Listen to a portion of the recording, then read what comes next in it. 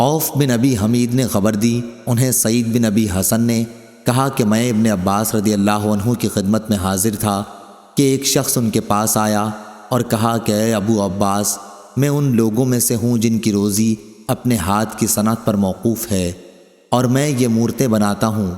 ابن عباس رضی اللہ عنہ نے اس پر فرمایا کہ میں تمہیں صرف وہی بات بتلاؤں گا جو میں نے رسول اللہ صلی اللہ علیہ وسلم سے سنی ہے۔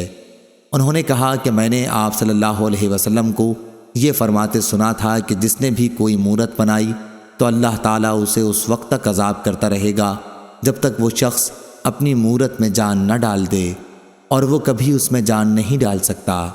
یہ سن کر اس شخص کا سانس چڑھ گیا اور چہرہ زرد پڑ گیا۔ ابن عباس رضی اللہ عنہ نے فرمایا کہ افسوس، اگر تم مورتیں بنانا ہی چاہتے ہو تو ان درختوں کی اور ہر اس چیز کی جس میں جان نہیں ہے مورتیں بنا سکتے ہو۔